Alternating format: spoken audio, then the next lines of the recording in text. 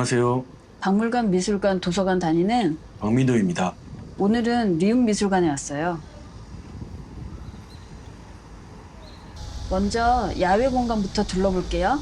2026년 4월부터 가브리엘 오로즈코 작가가 꾸민 정원으로 전시의 일종입니다. 이전에는 3명의 작가 전시가 있었는데요. 알렉산더 칼더의 거대한 주름, 루이스 부르주아의 엄마, 이 작품이 가장 유명하죠. 아나시카 푸어의 큰 나무와 눈, 이렇게 3가지가 오랫동안 리움 미술관의 얼굴 역할을 하고 있었습니다. 기존의 작품은 시선을 위로 올리는 수직적 장치들이었다면 가브리엘 오조코의 정원은 시선을 수평 방향으로 놓아서 관람객이 머무르며 시간을 경험하는 환경으로 정의했다고 합니다. 이태원은 상당히 북적이는 동네인데 비해 이 정원에 있으면 잠시라도 고요함을 느낄 수 있을 것 같아요. 이제 미술관 안으로 들어가 볼게요. 리움 미술관이 언덕에 자리 잡고 있는데요. 구가 내리막이라서 접근성이 좀 좋다고 느껴지는 면이 있습니다. 평일인데도 사람이 되게 많았어요. 오늘 볼 전시는 상설 전시인데 무료지만 발권은 해야 합니다. 물론 예매도 하셔도 되고요. 고궁박물관에서 만났던 해시계의 휴대용 버전이 입구에 있어서 좀 반가웠습니다. 엘베 타고 4층으로 올라갑니다. 4층은 푸른빛 문양 한 점이라는 제목으로 청자를 전시하고 있어요. 이 넓은 공간에 청자가 잔뜩 있다는 거죠. 그 고려 청자 그거 맞죠? 수수한 형태의 청자 장경병이 제일 먼저 관객을 맞습니다. 청자의 비색은 중국과 한국 등 극소수의 나라에서만 제작되던 매우 특이한 기술이고요. 우아하고 세련된 형태와 무늬를 자랑하는데 입구에서 관객을 맞는 정병들은 좀 절제되고 고고한 멋이 있어서 이어지는 관람의 기대를 한껏 높이고 있었습니다. 이 공간 개인적으로 너무 좋더라고요. 작은 방의 찻잔 모둠은 전시 형태가 마치 호르지 보물관의 불상 전시를 연상시키는 압도감을 느낄 수 있었어요. 작은 잔에 표현된 자연스럽고 우아한 무늬, 이걸 빙열무늬라고 하는데요. 시간을 넘어서 도자기를 만지고 있는 듯한, 직접 만지고 있는 듯한 들뜬 착각을 좀 일으키고 있습니다. 이건 진짜 청기화네. 당시로서는 최첨단의 과학기술과 자본의 힘으로 만들어진 부귀 영화의 정점일 텐데요. 직접 보니 오히려 수수하고 모던한 조형미에 감탄했습니다. 바닥에 기사 글씨와 버드나무, 물풀, 연꽃, 오리, 원앙, 물새 등이 표현되어 있는 대접인데요. 저거 리을 아닙니다. 대접이 너무 화려하네. 푸대접은 아니겠네. 테두리를 철제로 마감한 고급 앞접시입니다. 술 좋아하는 우리 선조님들 병에 술병이라고 써두셨네요. 이거 키핑 아니야? 바닥 좁은 잔으로 술을 손에서 놓지 않았던 것 같습니다. 술 게임 하신 것 같아요. 이거 이렇게 뾰족하게 만든 데 이유가 있을 거야. 엎지르는 순간 벌쭉. 리움 미술관의 로툰다라는 공간입니다. 둥근 천창 아래 지하 로비부터 상부까지 수직으로 뻥 뚫린 원형 홀이죠. 마리오 보타라는 작가의 작품이고요. 원형 보이드를 따라도는 계단이 4개 층의 전시 공간을 연결해줍니다. 보이드가 뻥 뚫어놓은 이런 공간을 말하는 건가요? 네, 맞습니다. 근데 여기 고소공포증 있으신 분들은 좀 울렁거리실 것 같아요.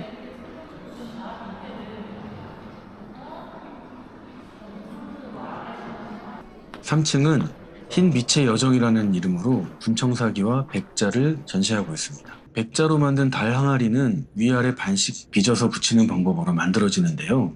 묘하게 대칭인 듯 비대칭인 듯 보는 사람에게 생각하게 하고 눈길을 사로잡는 것 같습니다. 백자청과 부귀 다남자 수복 강령명 호는 온갖 기복적 내용의 한자들과 함께 한글이 당당하게 적혀 있어서 괜히 보는 마음이 좀 흐뭇해졌네요. 커다란 용이 그려져 있는데 드라마 동궁 이후로는 용하면 눈이 띠용한지 아닌지 이걸 자꾸 확인하게 돼서 큰일입니다. 역시 400 안에 띠용하네요. 봐봐, 여기도 용이야. 나도 이거 눈 보느라 작품명을 못 읽었어요. 이 코랑 아래서 올려다보는 구도가 꼭 그 다리에 매달려 있는 강아지 같지 않나요? 물고기 그림이 철로 새겨져 있는데요. 생긴 것이 천진해서 그런가 계속 보게 되더라고요. 해학적인 붓터치와 달리 담은 뜻은 출세, 다산, 넉넉함, 아키퇴치 같은 지배계급의 욕망이 담겨 있다고 합니다. 작은 연적들이 쭉 모여 있는데요. 조선의 스테이셔너리 덕후들이었던 것 같죠? 저기가 유리관이 아니고 좀 오픈돼 있어가지고요. 여기 담당 직원분들이 굉장히 세심하게 관리를 하고 계시니 방문하실 때 참고하시면 좋겠습니다. 이 작품에 그려져 있는 점땡이나 팔괘 같은 것들은 제목과 같은 낙서가 아니고요. 학문적 성취와 태평성대를 의미하는 낙서 문의라고 불립니다. 낙서나 낙서 문이 아니 낙서가 아니고 낙서 뭐래? 중국 하나라 우왕 때 낙수라는 강에서 나타난 신비한 거북이 등껍질에 새겨져 있었다는 9개의 숫자 배열, 마방진이죠. 그림이고요. 이는 음양오행이나 주역의 기초가 되는 원형이라고도 합니다. 저희가 은근 좀 자세하게 보여드리는 편이더라도 많이 빼먹고 보여드리는 거거든요. 여기 유물 정말 역대급으로 많은 것 같아요.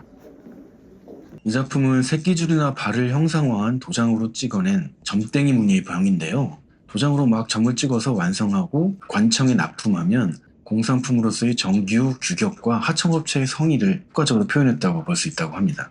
점이 좀 과하게 많다 싶었는데 열심히 만들었다는 걸 어필하는 거구나. 그렇죠.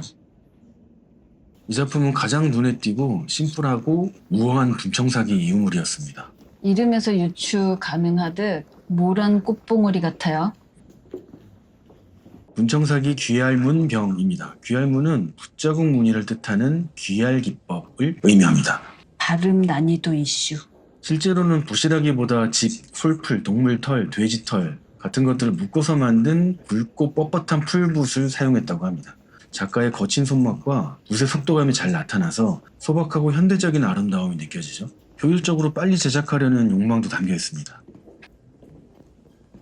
2층은 감상과 취향이라는 주제로 회화 작품을 전시하고 있습니다. 국가 행사 중인데 땡땡이 치는 관계자들 그림이 딱 걸렸죠? 이거 누가 봐도 땡땡이 같은데요. 언니들은 궁녀 같기도 한데 저런 사람 항상 있죠. 정선의 3승 정도인데요. 조선 후기 선비들의 교유문화, 정원양식, 공간관을 잘 보여주는 대표작입니다. 인왕산 옥류동, 현재의 옥인동이죠. 그 기슭의 풍경이나 아재들이 노는 아지트들을 기록으로 남긴 패기가 대단합니다.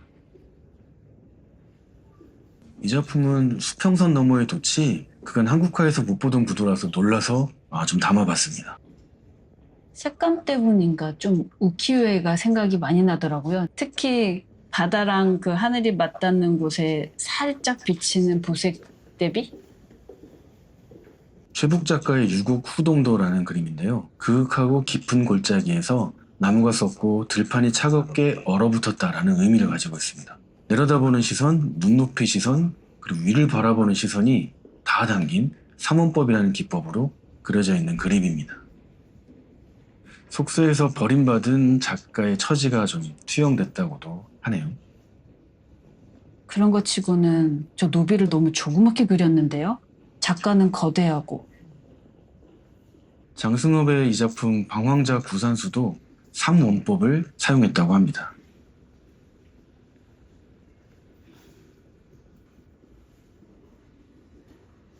이 그림은 정조의 수원 행차를 그린 화성 능행도의 일부인데요. 이 작품을 여기서 또 만나네요. 지금 저희가 이 작품을 한 3번째 만나는 것 같아요. 아마도 기록성도 좋고 예술성도 좋아서 그리고 또 보존도 잘 돼 있어서 자주 만나게 되는 것 같네요.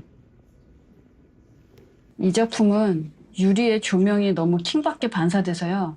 촬영하다가 포기했습니다. 색감도 쨍하고 좋으니 실물 관람을 추천드립니다. 정조의 글씨인 어필입니다. 서예의 신비한 점은 글씨를 쓰는 사람의 벡터가 온몸으로 전해진다는 것인데요.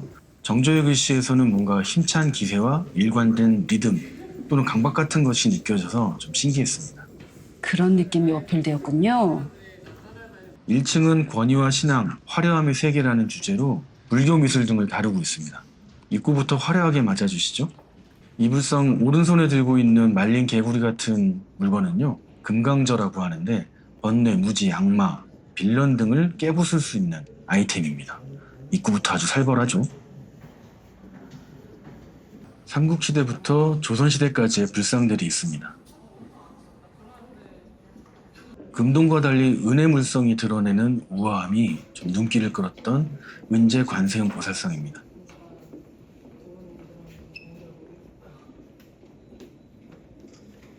조력자를 좌우로 대동 중에 표정이 살아있는 불상들도 보입니다. 금강저와 오고룡은 우주의 궁극템이며 천수관음, 11명관음 등의 부처님과 금강역사 등의 고급 캐릭터들이 사용하고 있습니다. 금동 대탑이고요. 국부입니다. 목조, 다층탑 건축 양식을 완벽하게 축소해서 제작한 금속 작품이고요. 디테일의 정수를 뽐내고 있죠. 이거 좀 덜 축소한 거 아닌가? 너무 크지 않나요?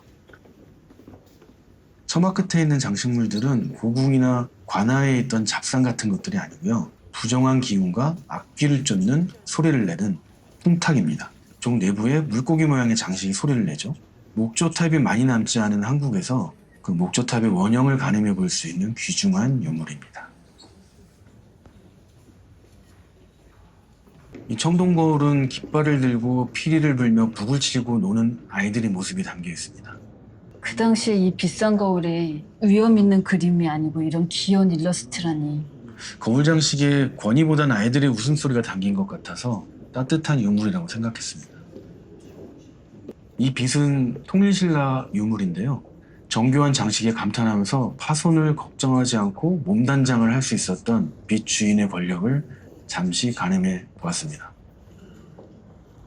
금제 팔찌와 반지들이죠. 돌잔치를 아주 빡세게 한 것 같네요. 저는 옛날부터 박물관 가서 이런 것들을 보면요. 항상 저거 다 모으면 도대체 몇 돈이나 될까? 항상 그 생각. 이 금제 귀걸이는 2025년 국중박 유물 코스프레 대상이 연상되죠. 대단히 성공한 국가 행사였던 것 같은데요. 올해 코스프레도 벌써부터 분위기가 장난이 아니라고 합니다. 나전 장식이 문방구라니. 내가 조선의 파버 카스텔이다. 이거 사치스러움으로 봐서는 몽블랑 정도는 되지 않겠습니까요? 하나 가지고 싶네요. 레플리카가 아닌 실물 청동 세연검이 아주 깨끗하게 보존되어 있어서 놀라웠습니다. 이게 아마 리움 상설관의 미덕 중에 하나가 아닐까 싶네요. 이런 면들 때문에 리움은 상설관만 봐도 대만족일 것 같아요. 4세기에서 5세기에 가야에서 만들어진 유물인데요. 마치 20세기 실내와 같은 모양과 질감이라 되게 신기했습니다. 이 역시 삼국시대 작품인데요. 이게 술잔이었을지 그냥 미니어처였을지 궁금해지네요. 이거 술잔이었으면 잔이 2개라서 이쪽으로 마시면 코로 다 들어가고 이쪽으로 마시면 볼 옆으로 다 쏟아질걸요? 예리합니다. 납득됐습니다. 수많은 유물을 다 둘러보고 기획전시는 체력 이슈로 패스. 하지만 굿즈샵은 못 참죠. 꽤 넓어 보이는 공간에 많은 굿즈가 있었는데요. 특이하게 대체로 작품에 가까운 고급 굿즈들이 많았습니다. 고급 굿즈들은 사고 싶은 것들이 많았지만 가격 이슈로 눈으로만 둘러봤습니다. 박물관 자체 굿즈, 그리고 기획전시 관련 굿즈, 도록 등도 있고요. 저희가 데리고 온 굿즈는 뒤에 보여드릴게요. 예쁜 카페를 가려다가 배가 고파서 중앙시장 옥경인의 건생선에서 미나찜 한잔하고 돌아와 데리고 온 굿즈를 보여드립니다. 무엇을 사왔냐면요. 네, 생각하고 계신 그것이 맞습니다. 리움 미술관에서 이걸 사네? 팔리네? 뭐 그런 느낌이겠죠. 언젠가 꼭 필요할 것도 같고 그저 이뻐서 데리고 왔습니다. 그리고 마그넷도 데려왔는데요. 2개를 붙여 만든 흔적은 없는 달 항아리 마그넷이에요. 퀄리티가 아주 좋은 것 같아요. 촉감, 색감 모두 만족스럽습니다. 흰 바탕에 백자를 붙여보았어요. 조명이 밝아져도 잘 보이겠죠 뭐. 긴 영상 시청해주셔서 감사하고요. 구독과 좋아요도 부탁드립니다. 안녕히 계세요. 안녕히 계세요.